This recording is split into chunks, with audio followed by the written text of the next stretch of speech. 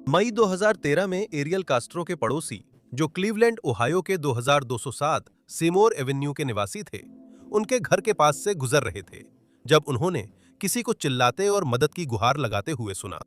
चौंक कर उन्होंने देखा, एक महिला घर के जालीदार दरवाजे पर खड़ी थी और उन्होंने उसे उसकी 6 साल की बेटी के साथ बाहर निकलने देने के लिए दरवाजे का निचला हिस्सा तुरंत तोड़ दिया।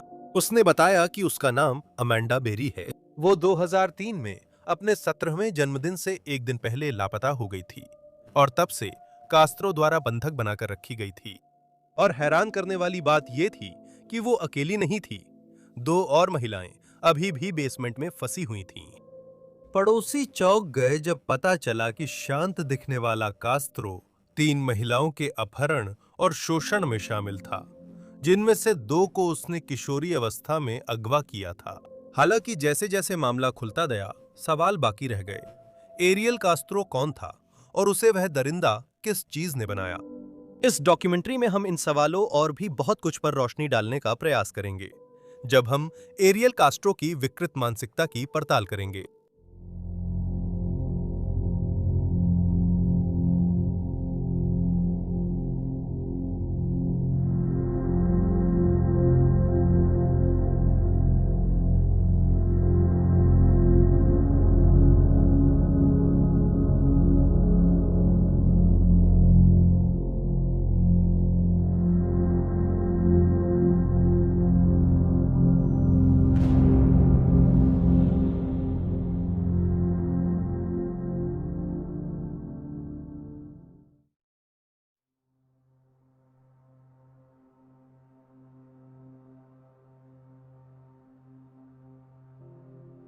एरियल कास्त्रो का जन्म 10 जुलाई 1960 को ड्यूई याउको, प्यूर्टो रिको में हुआ था।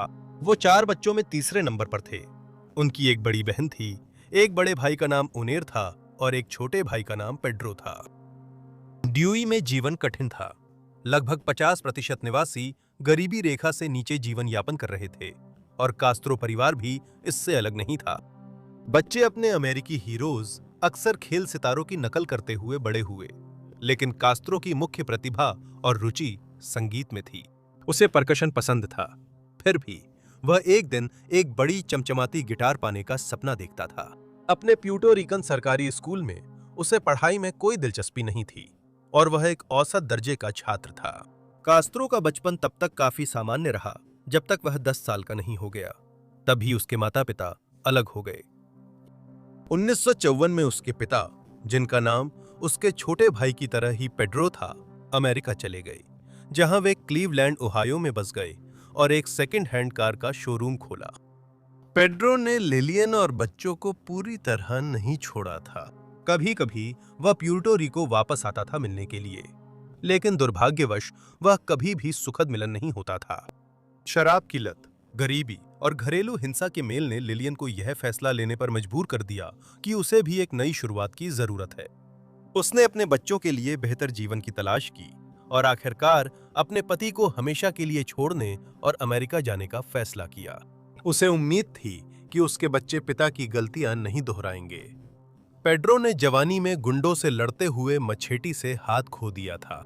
उसे डर था कि उसके बच्चे ड्यूई में रहकर उसी की राह पकड़ लेंगे। पेड्रो और लिलियन ने वहां जाने के बाद भी संपर्क रखा, पर पेड्रो अपने बच्चों के पिता की भूमिका में नहीं था। आज भी इस जोड़े का अलग होना शर्मनाक माना जाता है और कास्त्रो के कुछ रिश्तेदारों का मानना है कि इसी कारण वो हिंसक व अत्याचारी बन गया। एक वयस्क के रूप में एक पारिवारिक मित्र ने कहा, शायद इसी कारण एरियल की जिंदगी बिगड़ गई। पागल होने पर बहाना चाहिए, मुझे लगता है।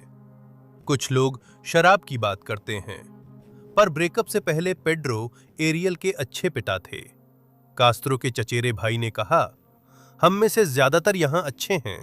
कोई एक व्यक्ति पूरे परिवार को शर्मिंदा नहीं कर सकता। हम ऐसा नहीं होने देंगे। काश हम कह सकते हैं कि अब हम उसके चचेरे भाई नहीं हैं। मुझे उससे जुड़ा होना अच्छा नहीं लगता।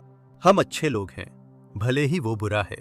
हमें नहीं पता उसके अंदर किस तरह का शैतान था जो उसने ऐसा किया। उसके अंदर के शैतान ने उसकी अक्ल खराब कर दी थी। कास्ट्रो के रिश्तेदार आज भी नहीं समझ पाते कि आखिर क्या हुआ। लिलियन की बहन ने कहा। पापा कहना चाहते हैं कि लिलियन ने एरियल की परवरिश ऐसे नहीं की थी। उन्हें याद है कि कैस्ट्रो एक सामान्य बच्चा था और बड़े होने पर वे कभी कभी फोन पर बात करते थे। वो हमेशा उसे बताता था कि वो उसे याद करता है और पूछता था कि वो उससे मिलने कब आ रही है। उसने उसके बुरे काम सामने आने से करीब 18 महीने पहले उससे आखिरी बार बात की थी। वो सामान्य और खुश लग रहा था, कुछ अजीब नहीं लगा। एक चचेरे भाई ने कहा कि लिलियन कास्त्रो के लिए बस एक ही चेतावनी थी कि एरियल ने उसे कभी अपने घर नहीं बुलाया। ये उस आदमी के लिए अजीब था जो अपनी माँ के करीब था। वो अक्सर उसके घर डिनर के लिए जाता या उससे कहता कि घर का खाना उसके पोर्च पर छोड़ दे। उसे लगा कि ऐसा इसलिए है क्योंकि वो चीजें जमा करता है और उसे पता नहीं था अंदर क्या हो रहा है। कास्त्रो ने दावा किया है कि बचपन में उसके चाचा ने उसका बार बार यौन शोषण किया था। जीवनीकार मानते हैं कि परिवार में घरेलू हिंसा थी, लेकिन कास्त्रो या उसके भाई बहनों को यौन शोषण हुआ या नहीं स्पष्ट नहीं है। जिन चाचा की बात है उनकी पहले ही मृत्यु हो चुकी है, इसलिए उनका पक्ष नहीं जाना जा सकता। ये कई बार देखा गया है कि कास्त्रो कुशल झूठा है, जिसके लिए झूठ बोलना बिल्कुल स्वाभाविक है। गिरफ्तारी के दौरान और बाद में भी उसने अपने यौन शोषण की कहानी दोहराई। अमेरिका आने के बाद लिलियन, कास्त्रो और बाकी बच्चे रीडिंग, पेंसिल्वेनिया में बस गए। वहां पहले से लिलियन की मां और 2 बहनें सहित कुछ रिश्तेदार रहते थे। कास्त्रो को अमेरिका में तालमेल बिठाने में कठिनाई हुई। वह स्कूल में अक्सर बदमाशी का शिकार होता था और कई बार रोकर घर लौटता था। सभी के अनुसार उसका अपनी मां से अच्छा रिश्ता था, जिन्होंने बताया कि वो बचपन में शांत और अंतर्मुखी था। परिवार 1970 और 1971 के बीच रीडिंग में रहा। एक पड़ोसी को याद है कि गली के सभी बच्चे स्कूल के बाद हर दिन एक साथ खेलते थे। एक अन्य ने याद किया कि लिलियन एक परिवार को संभालने वाली मजबूत महिला थीं और कहा, घर तोड़ने और अमेरिका तक जाने के लिए उसके पास जरूर कोई बहुत बड़ी वजह रही होगी। यह चर्चा थी कि पेड्रो फरार रहने के दौरान वो अक्सर हाथापाई पर उतर आता था और वो अक्सर फरार भी रहता था। क्लीवलैंड जाने के बाद भी लिलियन हर साल बच्चों को लाती थीं, ताकि रॉड्रिगेज परिवार से रिश्ते बने रहें और सभी भतीजियों भतीजों से मिल सकें। वह अच्छी महिला हैं, कभी कभी एक बार में कई महीनों तक रुकती थीं। 1974 में परिवार ने फिर से अपना ठिकाना बदला। इस बार वे क्लीवलैंड में बस गए, जहां पेड्रो और कई अन्य रिश्तेदार रह रहे थे। कास्त्रो परिवार व्यवसाय शुरू करने में आगे था। सिर्फ क्लीवलैंड में पेड्रो की पुरानी कारों की दुकान, जूलियन कास्त्रो की 1950 के दशक में खोली गई किराने की दुकान, एरियल के चाचा की 70 के दशक की रिकॉर्ड दुकान और उसके चचेरे भाई की हार्डवेयर दुकान थी। जूलियो कास्त्रो इलाके में अपनी उदारता के लिए मशहूर थे। वो कम पैसे वाले लोगों को उधार पर सामान देते थे, हिस्पैनिक साथियों का किराया देने में मदद करते थे और कहा जाता है कि उन्होंने वेलफेयर विभाग से ज्यादा हिस्पैनिक परिवारों की मदद की थी। कास्त्रो ने 1979 में 18 साल की उम्र में लिंकन वेस्ट हाई स्कूल से ग्रेजुएशन किया था और भले ही उन्होंने ऐसा किया हो, लेकिन उनके नौकरी के मौके कमजोर दिख रहे थे क्योंकि उन्होंने कुछ ही शैक्षणिक योग्यताएं हासिल की थीं। बताया जाता है कि हाई स्कूल में उन्होंने गणित और संगीत में अच्छा प्रदर्शन किया, लेकिन वे आलसी और आसानी से संतुष्ट थे। हालांकि मां ने देखा कि उनके अंक गिर रहे हैं, लेकिन उन्हें सजा देने में दिलचस्पी नहीं थी। कास्त्रो और उनके भाइयों ने परिवार के सदस्यों से ऋण लेकर कई व्यवसाय शुरू करने की कोशिश की, लेकिन कोई भी सफल नहीं हो सका।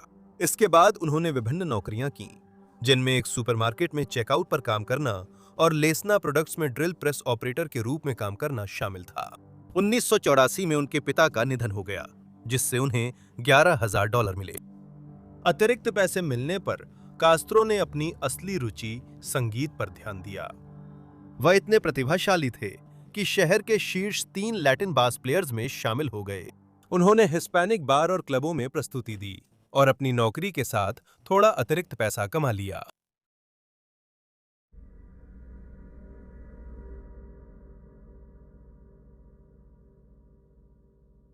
परिवार को याद है कि कास्त्रो बचपन और किशोरावस्था में सामान्य थे, लेकिन उनके दोस्त और बैंडमेट्स, जिन्होंने उन्हें युवा वयस्क के रूप में जाना, कुछ और ही देखते थे।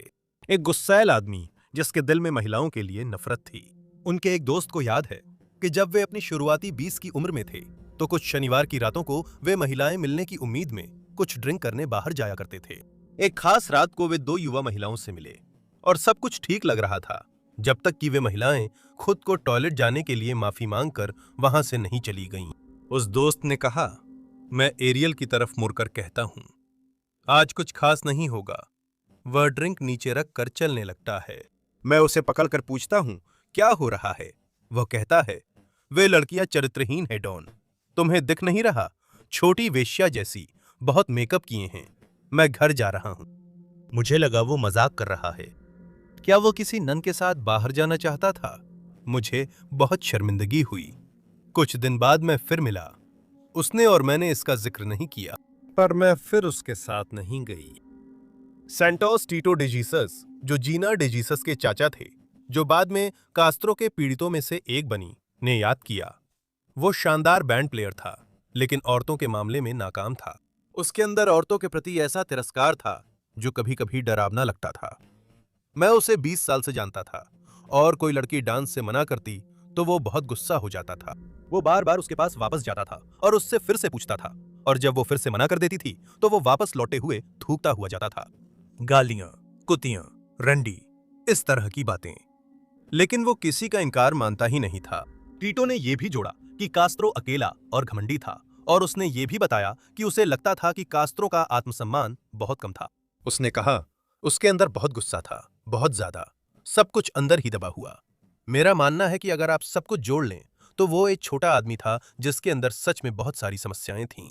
मैंने कभी नहीं सोचा था कि वे उसे वह सब करने के लिए मजबूर कर देंगे जो उसने किया। लेकिन आप जानते हैं, अब जब मैं पीछे मुड़कर देखता हूं तो मुझे लगता है कि शायद वह सब कुछ करने में सक्षम था। 2013 में गिरफ्तारी के बाद जांचकर्ताओं को कास्त्रो की महिलाओं से नफरत के और सबूत मिले जब उन्होंने उसकी संपत्ति पर हार्डकोर पोर्नोग्राफी और कंप्यूटर में तस्वीरें वीडियो बरामद कीं। यही ज्ञात था कि उसने ऐसी वेबसाइटें भी देखी थीं जहां महिलाओं को यौन रूप से अपमानित किया जाता था, पीटा जाता था और उनके साथ बलात्कार किया जाता था। जबकि उसकी कुछ छपी हुई अश्लील सामग्री में तो बच्चों के शोषण की तस्वीरें भी थीं। आखिरकार कास्त्रो ने 20 वर्षीय ग्रिमिल्डा फिगुएरोआ से मुलाकात की।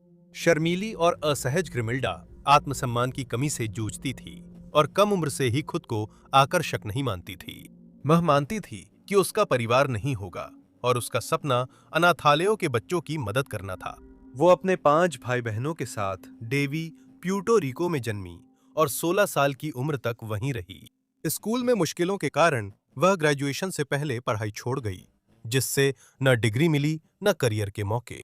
हालांकि उसने बाद के वर्षों में थोड़ा बहुत डेटिंग की, लेकिन उसे कोई ऐसा व्यक्ति ढूंढने में मुश्किल हुई जो उससे कुछ डेट्स से ज्यादा मिलने में दिलचस्पी रखता हो।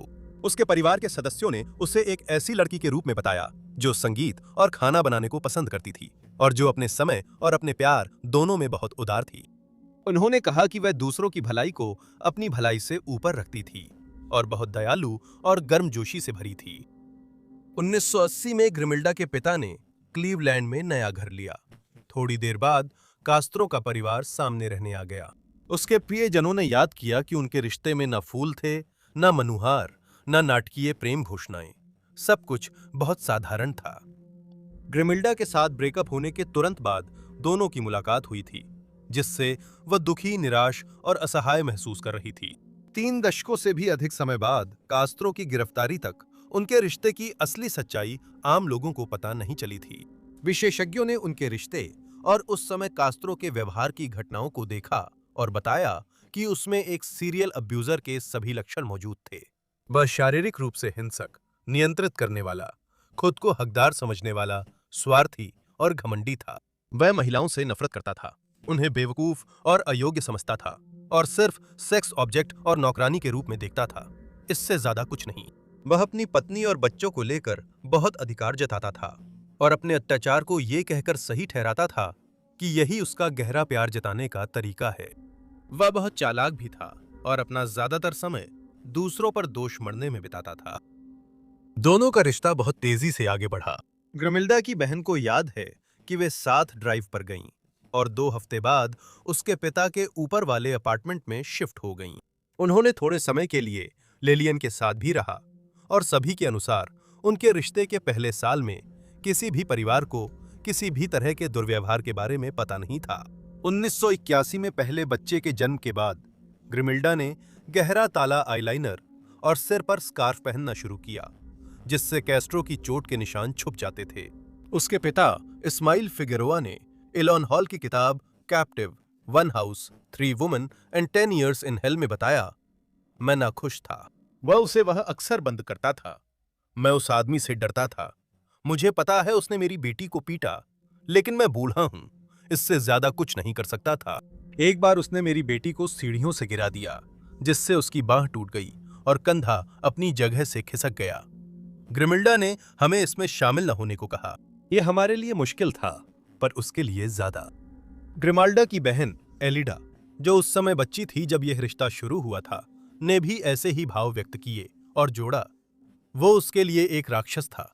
मुझे नहीं पता उसने उसके साथ रिश्ता क्यों शुरू किया। मैंने कभी उसे उसके साथ प्यार से बात करते नहीं देखा, ना ही उसके गाल पर हल्का सा चुंबन देते, ना ही उसका हाथ पकड़ते, कुछ भी नहीं। वो ऐसे चलता था जैसे वो उसकी संपत्ति हो, और मुझे शुरू से ही उसके लिए डर लगता था। उसमें कुछ बहुत डरावना था। वो उससे बात नहीं करता था, बस आदेश चिल्लाता था।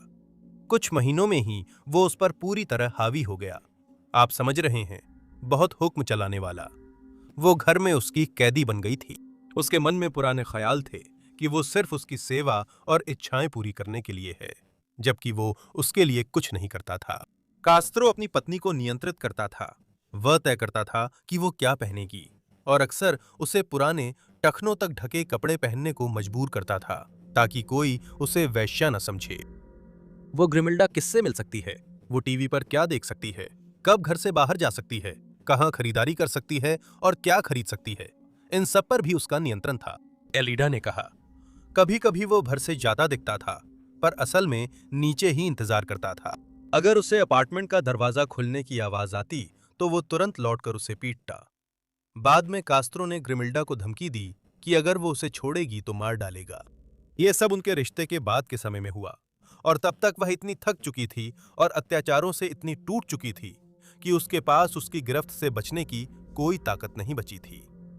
एक बार उसकी बहन ने देखा कि कास्त्रो अपनी पत्नी को गत्ते के डिब्बे में जबरदस्ती डालकर बंद कर रहा था, और बोला, तुम यहीं रहो जब तक मैं न कहूं। एलिडा ने याद किया कि वह नीचे भागकर अपने माता पिता को बताने गई, जिनके साथ वे उस समय अभी भी रह रहे थे, और कास्त्रो ने उस पर चिल्लाया और उसे दखल देने वाली औरत कहकर गाली दी। कहा जाता है कि उसने ग्रिमिल्डा को उसके भाइयों के उसे देखने आने से पहले बक्से से बाहर निकाला। एलिडा के मुताबिक ग्रिमिल्डा ने कई बार रिश्ता छोड़ने की कोशिश की, लेकिन सफल नहीं हुई। कास्त्रो से उसके 4 बच्चे हुए, जिससे वो खुद को और फंसा महसूस करने लगी।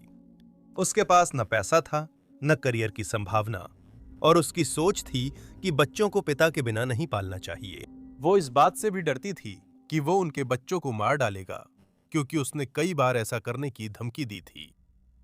1992 और 1993 में ग्रिमिल्डा ने पुलिस को कास्त्रो के खिलाफ रिपोर्ट की थी जब उसने उस पर हमला किया था, लेकिन 1993 में उसने आखिरकार पूरी शिकायत दर्ज कराने से पीछे हट गई।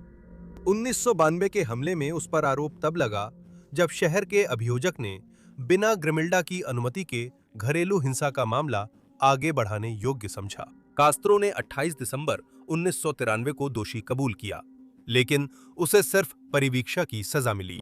वो जेल जाने से बच गया क्योंकि एक ग्रैंड जूरी ने मामला आगे बढ़ाने से इनकार कर दिया, क्योंकि ग्रिमिल्डा ने, जो जाहिर तौर पर परिणामों से डरती थी, गवाही देने से मना कर दिया था। 1991 में कास्त्रो को क्लीवलैंड मेट्रोपॉलिटन स्कूल डिस्ट्रिक्ट में बस ड्राइवर की नौकरी मिली थी। उसने आवेदन में लिखा कि उसे बच्चे पसंद हैं और युवाओं के साथ काम करना चाहता है, लेकिन सहकर्मियों को लगता था कि वो बच्चों से नफरत करता है, भले ही वो मुस्कुराता था। हालांकि उसने ये पद 22 साल तक संभाला, लेकिन इस दौरान उसके द्वारा कई बार गलतियां करने के लिए वो जाना जाता था। एक बार उसने भीड़-भाड़ के समय ट्रैफिक में अवैध यू-टर्न लिया था। एक बार स्कूल के बच्चों को छोड़ने और लाने के बीच बस का इस्तेमाल अपने घर के सामान की खरीदारी के लिए किया था, और छात्रों के बीच हुई शारीरिक झड़प को नजरअंदाज कर दिया था। एक बार उसने एक विशेष आवश्यकता वाले छात्र को बस में अकेला छोड़कर खुद फास्ट फूड रेस्टोरेंट में खाना खाया था। एक साल बाद 1992 में उसने वो घर खरीदा जो बाद में बदनाम हो गया। 2207 सेमोर एवेन्यू, 4 बेडरूम और 1 बाथरूम का घर, जिसकी कीमत $12,000 थी। उसे ज्यादातर लोग एक सामान्य और शांत पड़ोसी के रूप में देखते थे, लेकिन यह बात नोट की गई थी कि वह कभी किसी को अपने घर में घुसने नहीं देता था। पड़ोसियों ने बताया कि उसके घर जाते वक्त दरवाजा खुलने से पहले कई ताले खुलने की आवाज आती थी। 1996 में ग्रिमिल्डा ने आखिरकार कास्त्रो से अपनी जान बचाकर भागने में सफलता पाई। पतझड़ में जब वह 3 बच्चों संग जा रही थी, उसकी बेटी एंजी ने पिता को छोड़ने से मना कर दिया। वह एक महिला शरण स्थल गईं और बाद में फर्नांडो कोलोन के साथ रहने लगीं, जो एक अस्पताल के सुरक्षा गार्ड थे, जिन्हें वो अक्सर अस्पताल जाने के कारण देखती थीं। उसे याद है कि उसने मदद की पेशकश की थी, जिसे उसने आभार सहित स्वीकार किया। फर्नांडो हर तरह से कास्त्रो से अलग था। सजग, गर्मजोशी भरे और परवाह करने वाले फर्नांडो को ग्रिमिल्डा के दोस्त और परिवार ने जल्दी अपना लिया। वो कास्त्रो और उसकी धमकियों से बिल्कुल भी परेशान नहीं था। 1997 में ग्रिमिल्डा को अपने बच्चों की पूरी कस्टडी मिल गई। 1 साल बाद उसने फर्नांडो के साथ अपने पहले बच्चे को जन्म दिया। दुर्भाग्यवश यह कास्त्रो के आतंक के शासन का अंत नहीं था। 2004 की गर्मियों में उसने पुलिस को अपने 2 बच्चों से फर्नांडो पर यौन शोषण का आरोप लगवाया। ग्रिमिल्डा को याद है कि उस समय उसकी सबसे छोटी बेटी आर्लीन अपने पिता द्वारा बहकाई जा रही थी। उसने यह भी बताया कि कास्त्रो लगातार उसे कपड़े, वॉकमैन और मोबाइल फोन जैसे तोहफे देकर खुश करता रहता था। इसके अलावा उसने उनकी बेटी एमिली को एक एसयूवी खरीद कर देने का वादा किया था। उस साल नवंबर में फर्नांडो पर 28 मामलों में बलात्कार, अपहरण और छेड़छाड़ का आरोप लगाया गया था। ग्रिमिल्डे ने पुलिस को बताया कि कास्त्रो ने स्टेशन के बाहर उससे कहा कि यदि वो शिकायत दर्ज करती है तो वो उसे नई कार देगा। 2005 में ग्रिमिल्डा को अस्थायी सुरक्षा आदेश मिला, जिसमें कास्त्रो को उससे और उनके 4 बच्चों से दूर रहने को कहा गया। इस आदेश ने उसे घातक हथियार रखने, नशीली दवाएं लेने या शराब पीने से भी रोका था। उसने सुरक्षा आदेश मांगा क्योंकि कास्त्रो कई महीनों से उसे धमका रहा था। फर्नांडो के मुकदमे में बिना जूरी के ऐसे सबूत मिले जिन्होंने कास्त्रो को अविश्वसनीय और चालाक दिखाया। इसके अलावा हालांकि उनकी बेटियों ने गवाही दी, उनकी बातों को बहुत अस्पष्ट और अविश्वसनीय बताया गया। अंततः फर्नांडो के अधिकतर आरोप हटे, पर वे ग्रॉस सेक्सुअल इंपोजिशन के 4 आरोपों में दोषी पाए गए। उन्हें 3 साल की परिवीक्षा मिली और अब वे ओहायो में पंजीकृत यौन अपराधी हैं। ग्रिमिल्डा हैरान थीं कि उनकी बेटियों ने गवाही दी। उन्होंने पुलिस को बताया कि वह गृहिणी थीं और कभी कुछ अनुचित नहीं देखा। उनका मानना था कि अगर कुछ भी अनुचित हुआ होता तो उनकी बेटियां उन्हें जरूर बतातीं। ग्रिमिल्डा और फर्नांडो बाद में अलग हो गए और ग्रिमिल्डा फोर्ट वेन, इंडियाना चली गईं, जहां अब उनके बच्चे रहते हैं। 16 साल तक ग्रिमिल्डा कास्त्रो की निजी मारपीट का निशाना रहीं। उसके खिलाफ अपनी आखिरी लिखित गवाही में उन्होंने याद किया कि कई हमलों में उसने 2 बार उनकी नाक तोड़ी, 3 पसलियां तोड़ी, 1 दांत तोड़ दिया, उनके दिमाग में खून का थक्का बना दिया और दोनों कंधे उखाड़ दिए। ये आखिरी घटना तब हुई जब उसने उन्हें एक जंजीर से बांध दिया, जो सीरमोर एवेन्यू के बेसमेंट की छत पर लगे लोहे के हुक से जुड़ी थी। उनकी मृत्यु 25 अप्रैल 2012 को एक लाइलाज ब्रेन ट्यूमर के कारण हुई, जिससे वो 90 के दशक के मध्य से पीड़ित थीं। एंटनी ने होम्स ऑनलाइन गेस्ट बुक में लिखा, प्यारी माँ, आप जल्दी चली गईं, लेकिन अब आपका दुख खत्म हो गया है।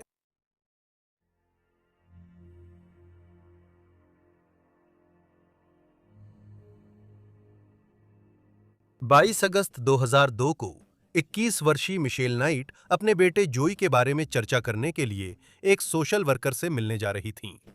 तभी एक टोयोटा में एक आदमी ने उनसे संपर्क किया। वो आदमी एरियल कास्त्रो था, जिसे मिशेल उसकी सबसे बड़ी बेटी के जरिए जानती थीं। उसने मिशेल को लिफ्ट की पेशकश की और कहा कि उसे पहले अपने घर पर रुकना है, तो मिशेल ने मान लिया। सीमोर एवेन्यू पर घर पहुंचने पर कास्त्रो ने मिशेल से कहा कि उसके पास एक पिल्ला है जिसे अच्छे घर की तलाश है, और जब वो अपने बेटे से फिर मिलेगी तब ये उसके लिए बढ़िया तोहफा होगा। उसने मिशेल को घर के अंदर पिल्ले से मिलने बुलाया और मिशेल बिना शक मान गई। पीछे के दरवाजे से अंदर जाकर उसने तुरंत समझ लिया कि वहां पिल्ला नहीं है। मिशेल की परवरिश आसान नहीं थी। बाद में एबीसी से बात करते हुए उसने याद किया कि उसे घर में रहना बिल्कुल पसंद नहीं था। हमारे पास बैठने के लिए सोफा नहीं था, हमारे पास चूल्हा भी नहीं था। हमें एक गर्म खाना देने के लिए मुझे स्पेस हीटर पर खाना बनाना पड़ता था। एक हॉट डॉग पकाने में 4 घंटे लग जाते थे। उसने अपना ज्यादातर बचपन अपने छोटे भाई बहनों की परवरिश में अपनी मां की जगह बिताया और बताया कि यौन और भावनात्मक शोषण झेलने के बाद उसकी जिंदगी बहुत दर्दनाक रही। मैं ऐसे मुकाम पर पहुंचा जहां लगा घर से ज्यादा सड़कों पर सुरक्षित हूं, इसलिए घर छोड़ दिया। वो सिर्फ 14 साल की थी जब वो भाग गई थी। 4 साल बाद जब उसे घर और स्कूल वापस भेज दिया गया, वो गर्भवती हो गई। 18 साल की उम्र में उसने बेटे को जन्म दिया, लेकिन उसकी मां के हिंसक प्रेमी ने शराब पीकर बेटे का घुटना तोड़ दिया, जिससे जोई को उससे अलग कर दिया गया।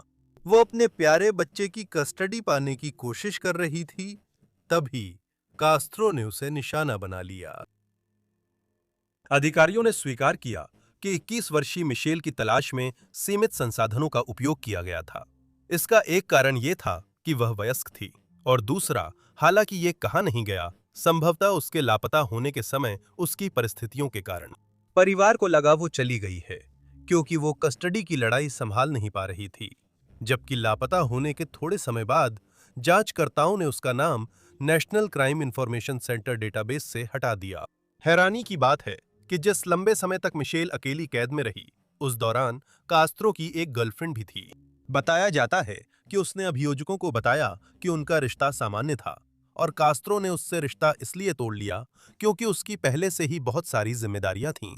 ध्यान देने वाली बात है कि कास्त्रो ने यह बात उसे अगली शिकार के अपहरण से पहले बताई थी।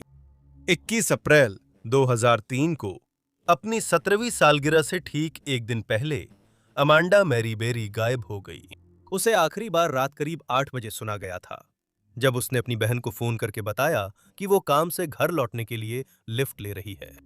अमांडा ने कास्त्रो से लिफ्ट लेने के लिए इसलिए हामी भरी क्योंकि वो उसकी बेटी को जानती थी, और उसे अंदाजा नहीं था कि क्या होगा जब कास्त्रो ने अपने घर पर रुककर उसे अंदर बुलाया, जैसा उसने मिशेल नाइट के साथ किया था। इस बार उसने कहा कि उसकी दोस्त कास्त्रो की बेटी एंजी अंदर है और मिलना चाहती है। गायब होने के सिर्फ 1 हफ्ते बाद एक अनजान आदमी ने उसकी मां को फोन किया और कहा, मेरे पास अमांडा है, वो ठीक है और कुछ ही दिनों में घर आ जाएगी। कॉलर की आवाज 18 से 30 साल के व्यक्ति जैसी बताई गई थी, और जब उसकी मां ने अमांडा से बात करने को कहा तो उन्होंने फोन काट दिया। कैस्ट्रो ने बाद में जांचकर्ताओं को बताया, मुझे लगता है मैंने कुछ ऐसा कहा था कि मेरी एक बेटी है और वह ठीक है और अब वह मेरी पत्नी है, कुछ ऐसा ही, आप जानते हैं। शायद बिल्कुल वही शब्द नहीं थे। अमांडा के जीवन के पहले कुछ साल सभी के अनुसार काफी उथल-पुथल भरे रहे थे। उसके पिता शारीरिक रूप से हिंसक थे और उन्होंने अमांडा के जीवन का अधिकांश समय जेल के अंदर और बाहर बिताया था। स्कूल में दाखिला लेने के बाद उसका बचपन स्थिर हुआ। बड़े होने पर उसमें फैशन की रुचि आई और वो एमएनएम की फैन बन गई। उसकी गुमशुदगी को मिशेल की गुमशुदगी से इसलिए नहीं जोड़ा गया क्योंकि मिशेल को भागी हुई लड़की समझा गया था। 2004 में अमांडा का केस अमेरिकाज मोस्ट वांटेड में दिखाया गया। इस समय तक कास्त्रो की तीसरी शिकार जीना डिगिजस भी लापता थी, और दोनों मामलों को अधिकारियों ने आपस में जोड़ दिया था। दोनों को ओपरा विनफ्रे शो और मॉन्टेल विलियम्स शो में भी दिखाया गया था, जहां एक स्वयंभू साइकिक ने दावा किया था कि अमांडा मर चुकी है और पानी में है। इससे अमांडा की मां दुखी हुई। उन्होंने बेटी की तस्वीरें हटाईं और बाद में कंप्यूटर भी दे दिया। हालांकि वो अमांडा को ढूंढती रहीं, लेकिन दुर्भाग्यवश उनकी मृत्यु 2006 में हो गई, अपनी बेटी के मिलने से 7 साल पहले। 2 अप्रैल 2004 को जॉर्जिना लिंजीना डिजीसस गायब हो गईं। वो सिर्फ 14 साल की थी और कास्त्रो की बेटी अर्लीन की सबसे अच्छी दोस्त थीं।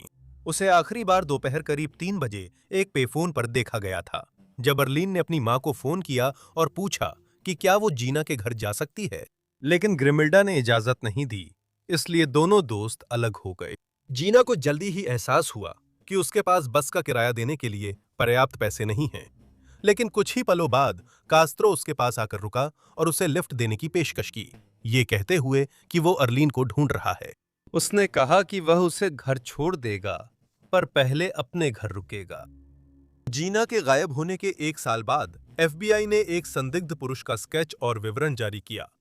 उसका वर्णन एक लैटिनो पुरुष के रूप में किया गया था, जिसकी उम्र 25 से 35 साल के बीच थी, कद 5 फुट 10 इंच, वजन 165 से 185 पाउंड, हरी आंखें, गोटी और शायद बहुत पतली दाढ़ी थी। कास्त्रो की लंबाई 5 फुट 7 इंच, वजन 169 पाउंड, भूरी आंखें और गोटी थी।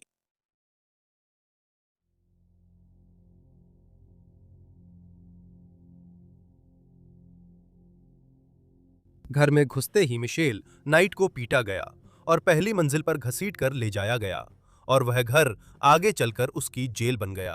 फिर कास्त्रो मिशेल को बेसमेंट में ले गया, जहां उसने एक लोहे का खंभा लगाया जिससे उसे जंजीरों से बांध दिया गया। अगले दिन उसके साथ भयानक यौन शोषण और मारपीट की गई, जिसके बाद उसे बिना कपड़ों, खाने या पानी के छोड़ दिया गया। पहले 48 घंटों में उसे कई बार पीटा गया, जिससे उसके शरीर पर बैंगनी निशान आ गए। मिशेल को धमकी दी गई कि अगर वो आवाज करेगी तो फिर पीटा जाएगा। कैस्ट्रो जब भी जाता, लाइट बंद कर देता, जिससे उसे समय का पता नहीं चलता था। बाद में उसे पानी की बोतल और शौच के लिए बाल्टी मिली। वो उसके लिए फास्ट फूड रेस्टोरेंट के बैग में खाना लाता था। अमेंडा बेरी ने बताया कि जब उसे पीटा जाता या उसका यौन शोषण किया जाता तो वो खुद को उन पलों से अलग कर लेती थी, पर मिशेल ऐसा नहीं कर पाती थी। वो रोने के कारण पिटती थी और पिटने के कारण रोती थी। इस तरह वो एक चक्र में फंस गई थी। उसे इतनी बेरहमी और बार बार पीटा गया कि उसका जबड़ा टेढ़ा हो गया और सुनने की क्षमता भी प्रभावित हुई। 2006 में मिशेल पहली बार गर्भवती हुई थीं। कैद के दौरान मिशेल को कई बार कास्त्रो द्वारा गर्भपात कराने के लिए भयंकर मारपीट झेलनी पड़ी, क्योंकि वह गर्भ निरोध का इस्तेमाल नहीं करता था। इस मामले के एक जांचकर्ता ने मिशेल को पंचिंग बैग कहा, जो उसकी क्रूरता की सबसे बड़ी शिकार थी। उसके दिमाग में मिशेल उसकी आज्ञाकारी वेश्या थी, जो बौद्धिक और नैतिक रूप से उसकी नजरों में बहुत ही नीच थी। वो एक ऐसी औरत थी जो सिर्फ उसकी यौन इच्छाओं को पूरा करने के लिए थी। जब वो गर्भवती हो गई तो उसने उस गर्भ को पूरा होने नहीं दिया।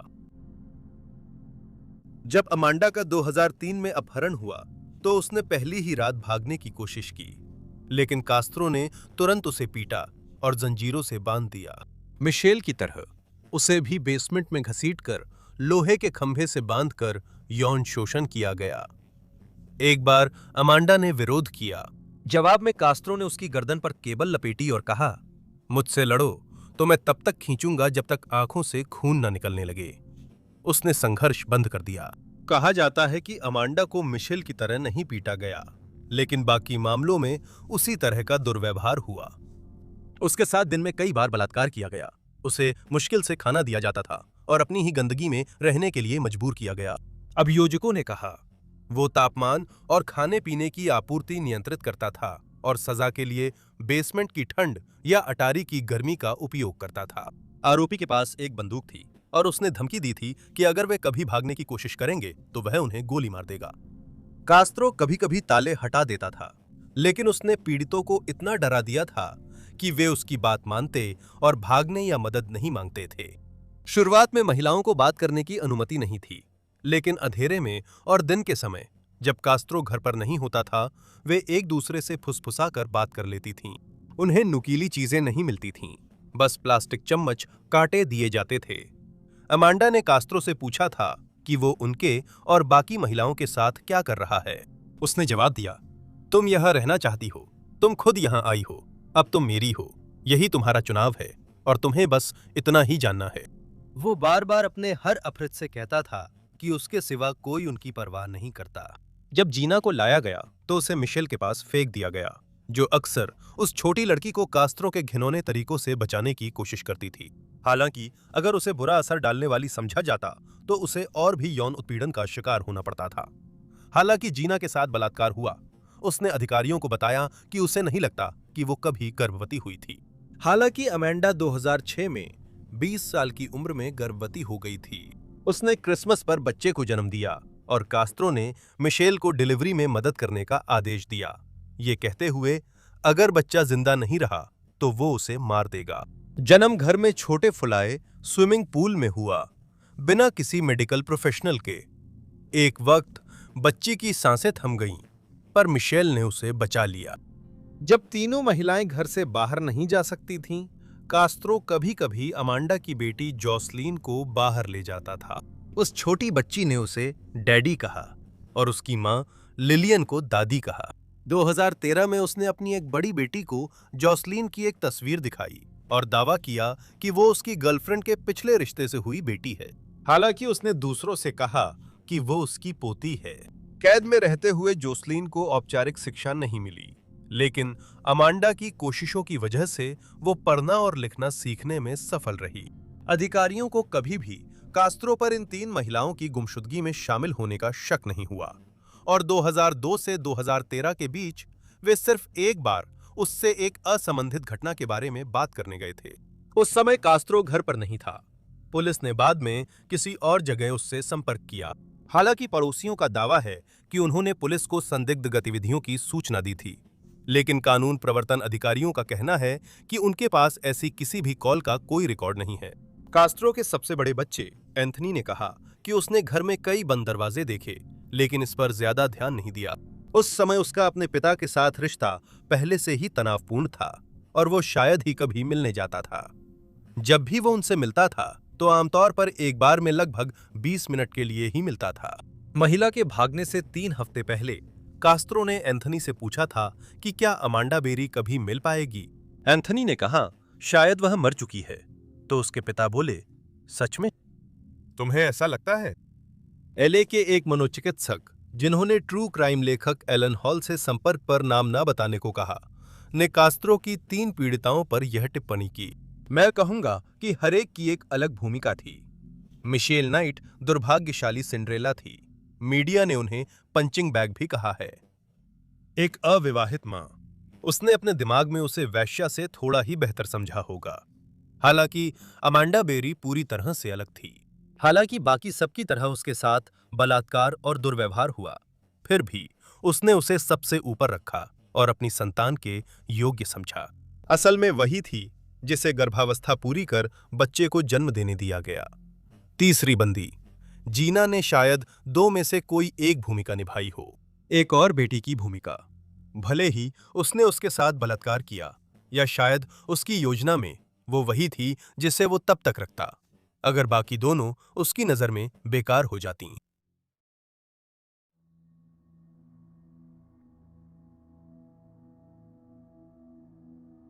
6 मई 2013 को अमांडा बेरी आखिरकार कास्त्रो की पकड़ से आजाद होने में सफल रही। उस दिन जब अपहरणकर्ता बाहर गया था, उसने देखा कि अंदर वाला दरवाजा बंद करना भूल गया है। अमांडा, जॉसलीन, मिशेल और जीना को बाहरी दुनिया से अलग करने वाली एकमात्र चीज एक बंद जालीदार दरवाजा था। बताया जाता है कि उसने डर के कारण दरवाजा तोड़ने की कोशिश नहीं की, क्योंकि कास्त्रो कभी-कभी उसकी परीक्षा लेता था। वो घर को पूरी तरह बंद नहीं छोड़ देता था और अगर महिलाएं भागने की कोशिश करती थीं, तो उन्हें पीटता था। इसके बजाय अमांडा ने जब पड़ोसियों को घर के पास से गुजरते हुए देखा, तो उसने हाथ हिलाया और मदद के लिए चिल्लाई। पहले पड़ोसी जिन्होंने उसे देखा, उन्हें अंग्रेजी कम आती थी, इसलिए उन्हें उससे बात करने में दिक्कत हुई।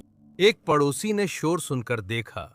दोनों आदमियों ने जालीदार दरवाजे में छेद कर दिया, जिससे अमांडा और उसकी 6 साल की बेटी भाग निकली।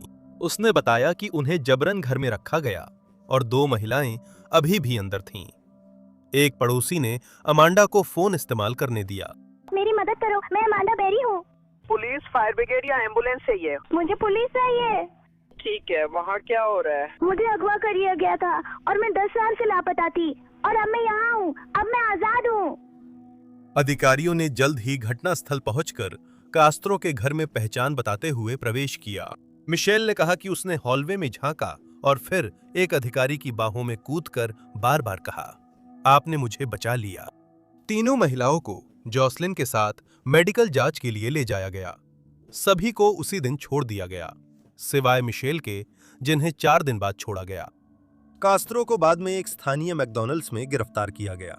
8 मई को उस पर अपहरण के 4 और बलात्कार के 3 आरोप लगे। उसके दोनों भाइयों को भी गिरफ्तार किया गया, पर बाद में बिना आरोप छोड़ा गया। 26 जुलाई को कास्त्रो ने उसके खिलाफ लगे 970 7 आरोपों में से 937 आरोपों को स्वीकार कर लिया, जिनमें अपहरण, बलात्कार और जघन्य हत्या के आरोप शामिल थे। ये दोष स्वीकार करने के समझौते का हिस्सा था, जिसमें उसे बिना पैरोल की संभावना के उम्र कैद और 1000 साल की सजा दी जानी थी। उसे इस फैसले के खिलाफ अपील करने की अनुमति नहीं दी जाती। उसकी सजा की सुनवाई के दौरान उस पर $1,00,000 का अतिरिक्त जुर्माना लगाया गया और उसकी संपत्ति जब्त कर ली गई, जिसमें उसकी सिमोर एवेन्यू की संपत्ति भी शामिल थी। इस दोष स्वीकार करने के समझौते से वो मौत की सजा से बच गया। अदालत में कास्त्रो ने 20 मिनट तक बोलते हुए अपने अपराधों की जिम्मेदारी दूसरों पर डालने की कोशिश की। उसने शुरुआत में दावा किया कि बचपन में उसके साथ यौन शोषण हुआ था, जिससे वो पोर्नोग्राफी और हस्तमैथुन का आदी हो गया। उसने कहा, मुझे राक्षस की तरह पेश कीजिए, मैं राक्षस नहीं हूं, मैं बीमार हूं। उसने कहा कि मैंने सामान्य जीवन जिया और ग्रिमिल्डा से मिलने तक मैं हिंसक नहीं था, मैं पत्नी को पीटने वाला नहीं था। यह इसलिए था क्योंकि वो शांत नहीं रहती थी। हालात इतने बढ़ जाते कि वो मुझ पर हाथ उठा देती और फिर मैं प्रतिक्रिया करता। उसने बार बार कहा कि वह हिंसक नहीं है, पर अपने किए पर खुद को पूरी तरह गलत बताया और कहा, अमांडा मेरी गाड़ी में आ गई, बिना जाने कि मैं कौन हूं। मैं उसे दोषी ठहराने की कोशिश नहीं कर रहा हूं, लेकिन मैं ये समझाने की कोशिश कर रहा हूं कि मैं कोई राक्षस नहीं हूं। अपने पीड़ितों को दोषी ठहराने के अलावा कास्त्रो ने कहा कि घर में अधिकतर सेक्स आपसी सहमति से हुआ। कई बार वे खुद मुझसे मांग करती थीं। मुझे पता चला कि ये लड़कियां कुमारी नहीं थीं। मुझसे पहले इनके कई साथी थे, तीनों के ही थे। इसके बाद मिशेल नाइट ने कास्त्रो से कहा, तुमने मेरी जिंदगी के 11 साल छीन लिए। मैंने 11 साल नर्क में बिताए, अब तुम्हारा नर्क शुरू हो रहा है। मैं इन सब चीजों पर जीत हासिल कर लूंगी, लेकिन तुम्हें हमेशा के लिए नर्क का सामना करना पड़ेगा। इस पल से मैं तुम्हें मुझे परिभाषित करने या मुझ पर असर डालने नहीं दूंगी। मैं जो कुछ भी हुआ है उस पर जीत हासिल कर लूंगी, लेकिन तुम्हें हमेशा के लिए नर्क का सामना करना पड़ेगा। मैं आगे भी जीती रहूंगी। हर दिन तुम थोड़ा थोड़ा मरोगे, जब तुम उन 11 सालों की क्रूरता के बारे में सोचोगे जो तुमने हम पर की थी। मैं तुम्हें माफ कर सकती हूं, लेकिन कभी भूल नहीं सकती।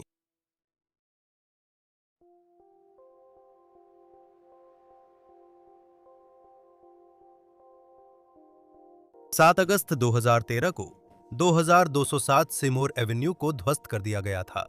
एक महीने से भी कम समय बाद 3 सितंबर की शाम को एरियल कास्त्रो को ओहायो के ओरिएंट में करेक्शनल रिसेप्शन सेंटर की अपनी हिरासत सेल में चादर से लटका हुआ पाया गया। अपनी मृत्यु के समय वो 53 वर्ष के थे और अपनी सजा की शुरुआत के केवल 1 महीने बाद ही ये घटना हुई। उनकी मृत्यु को आत्महत्या करार दिया गया। कास्त्रो पर अपनी किताब में एलोन हॉल ने इस अपहरणकर्ता की तुलना जोसेफ फ्रिट्जल से की, जो दुनिया के सबसे भयानक अपराधियों में से एक है, जिसने अपनी ही बेटी को 2 दशकों से भी अधिक समय तक अपने तहखाने में बंद रखा ताकि वो उसके यौन और शारीरिक शोषण का शिकार हो सके। हॉल ने नोट किया कि दोनों पुरुषों ने महिलाओं को ऐसे वस्तु के रूप में देखा जिनका इस्तेमाल उनके जैसे ताकतवर लोग कर सकते हैं, जो खुद को सबसे बेहतर समझते हैं, जो मानते हैं कि वे जानते हैं कि महिलाएं असल में क्या चाहती हैं, न कि वे जो कहती हैं कि वे चाहती हैं। विशेषज्ञों के अनुसार इन दोनों पुरुषों को शक्ति प्रेरित करती थी। लंबे समय तक किसी को अगवा कर उस पर नियंत्रण रखना दूसरे व्यक्ति पर ऐसा असर डालना है जिसकी बहुत कम लोग कल्पना कर सकते हैं। लेकिन यही वो चीज है जिसकी चाह ऐसे पुरुषों को होती है, और वे लगभग हमेशा पुरुष ही होते हैं। कास्त्रो इसमें पूरी तरह फिट बैठता है। क्लिनिकल और फॉरेंसिक मनोवैज्ञानिक पैट्रिशिया सॉन्डर्स ने कहा कि अगर कास्त्रो का बचपन में यौन शोषण हुआ हो तो उसका व्यवहार स्थिति पर नियंत्रण की चाह हो सकती है। कास्त्रो इन तीनों लड़कियों पर पूरी तरह से नियंत्रण चाहता था। यह एक आक्रामक व्यक्ति की पहचान है। व्यक्ति वही दूसरों के साथ करता है जो उसके साथ हुआ था, ताकि उस पर काबू पा सके। उन्होंने कहा कि उसके माता-पिता का तलाक उसकी जीवन की निर्णयों का कारण हो सकता है और बच्चे इससे गहरे आहत होते हैं। उन्हें सिर्फ ऐसा नहीं लगता कि उन्हें छोड़ दिया गया है, उन्हें लगता है कि उनसे सब छीन लिया गया। कास्त्रो ने भी इन लड़कियों से सब ले लिया। ये आदमी साइकोपैथ लगता है। उसमें सहानुभूति की क्षमता नहीं थी। उस आदमी के पास अंतरात्मा नहीं थी। वो जानता था कि वो गलत कर रहा है। यही साइकोपैथ की पहचान है। कास्त्रो की बुरी हरकतों के शिकारों के लिए यह नतीजा निराशाजनक रहा। फिर भी इन तीनों महिलाओं ने रिहाई के बाद सकारात्मकता बनाए रखी। मिशेल नाइट ने कानूनी तौर पर अपना नाम बदलकर लिली रोजली रखा और 2016 में शादी की। बाद में उन्होंने बताया कि कैद के दौरान उनके बेटे को पालक माता पिता ने गोद लिया था। वो उससे तब मिलेंगी जब बेटा बड़ा हो जाए, ताकि उसके बचपन में बाधा ना आए। उन्होंने अपनी जीवन की घटनाओं पर 2 किताबें भी लिखी हैं। 2015 में अमांडा बेरी और जीना डी जीसस ने कास्त्रो के साथ अपने अनुभवों पर एक साथ किताब लिखी। हालांकि यह किताब उनके द्वारा झेली गई पीड़ा और कष्टों का वर्णन करती है, लेकिन इसमें उन पलों की भी विस्तार से चर्चा की गई है जब उन्होंने एक दूसरे के साथ खुशी और सामान्य जीवन जैसे पल पाए। कास्त्रो के काम पर होने पर वे डांस करती थीं और द वैम्पायर डायरीज देखती थीं। अमांडा ने कहा, हम शो देखते थे और फिर उसके बाद 2 घंटे तक बात करते थे कि अगले हफ्ते क्या होने वाला है। गीना ने कहा कि जब कास्त्रो घर आता तो सीढ़ियों पर चढ़ते ही हमारा पूरा दिन खराब कर देता था। 2 साल बाद अमांडा ने क्लीवलैंड के फॉक्स 8 पर उत्तर पूर्व ओहायो में लापता लोगों पर एक दैनिक समाचार खंड होस्ट किया। उसने कहा, मैं आशा करती हूं कि हम लापता लोगों के चेहरे और नाम वहां पहुंचा सकें, ताकि लोग उन्हें बार बार देखें। छोटी छोटी बातें बड़ा फर्क लाती हैं। उसने कहा, उसकी बेटी हाल में बहुत अच्छा कर रही है। 2018 में जीना ने Cleveland family centre for missing children and adults नामक गैर लाभकारी संस्था शुरू की, जो लापता प्रियजनों वाले परिवारों की मदद करती है। 2022 में इस गैर लाभकारी संस्था ने 58 परिवारों की मदद की। अब जीना और उनका परिवार देश भर में यात्रा कर कानून प्रवर्तन एजेंसियों को सिखाते हैं कि लापता प्रियजनों के परिवारों से कैसे बेहतर व्यवहार करें। अमांडा और जीना दोनों को 2015 में जॉन मार्शल हाई स्कूल से मानद डिप्लोमा मिला। हर किसी के अनुसार ये महिलाएं जो नरक जैसी यातना झेल चुकी हैं, ये दृढ़ हैं कि वे इस सब के बावजूद राक्षस नहीं बनेंगी। वे सभी एक एक कदम करके दुनिया को बेहतर जगह बनाने के लिए तैयार हैं। लिली, जो पहले मिशेल थीं, ने WKYC को बताया, आज मैं अपनी जिंदगी की हर अच्छी बुरी चीज से प्यार करती हूं, क्योंकि जिंदगी इन्हीं का मेल है। असल बात है कि आप आगे कैसे बढ़ते हैं।